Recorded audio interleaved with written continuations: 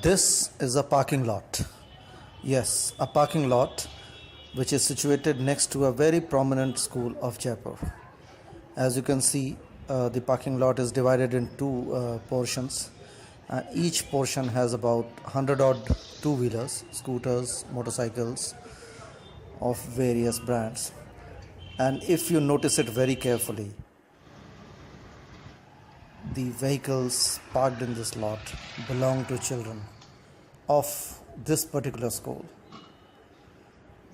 Notice, not a single child who's driving these two-wheelers has a helmet. And also, all these children are studying in a school which is up to class 12th. That means all of them are less than 18 years of age, and that means that none of them is eligible to drive a two-wheeler of more than 50cc capacity, even with a helmet. 200 odd bikes, with some bikes having children riding pillion. I have seen a few children as young as 12 years or 13 years driving a scooter to school and back without a helmet.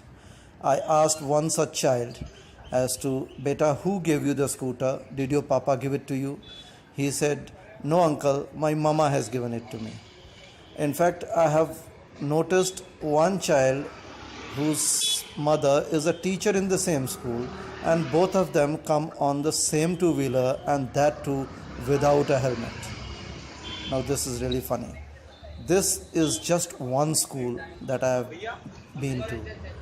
There are hundreds of schools like this where children are openly and blatantly coming on two-wheelers and nobody is bothered. I am surprised at the complicity of their parents who have given them these scooters and motorcycles to drive to school. They are fully aware that this is illegal, and more than the legality part, the safety of their children is at stake. These parents are actually sending their children on a suicide mission every day when they come to school on their two-wheelers or motorcycles. This video has been taken right after the school has broken off, and you can see one by one children picking up their two-wheelers and driving off, and less than 10% of them have helmets on their heads, and I'm sure 0% of them have a driving license.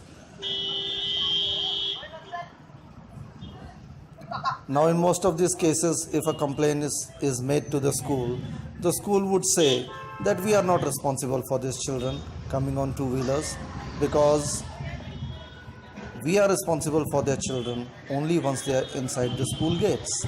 Outside the gate, we are only responsible for children who are coming in our school-provided school buses. Well, technically, they are right.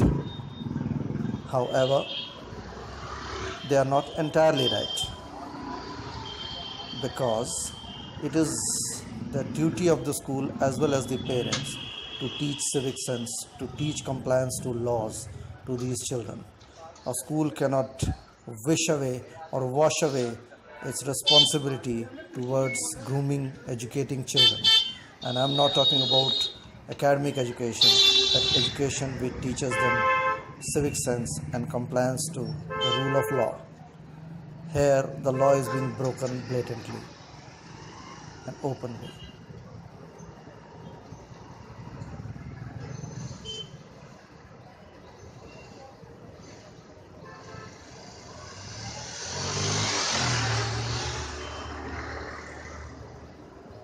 Just watch.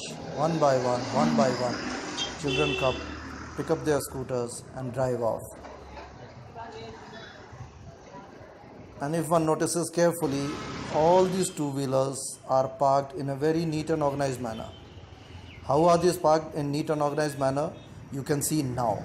This part of the video has been taken in the morning on the next day. If you can see carefully, there are a few people in grey safari suits.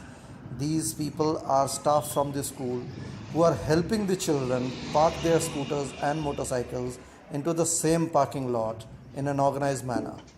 So you can see very clearly that the school is very much complicit in this mass law-breaking exercise in which the children of the school are indulging. The school staff is right there. This is the clip of the second parking lot, and you can see very clearly children are coming on their two-wheelers, and the school staff in grey uniforms, that is safari suits, are very much there to help these children park their two-wheelers in an organized manner.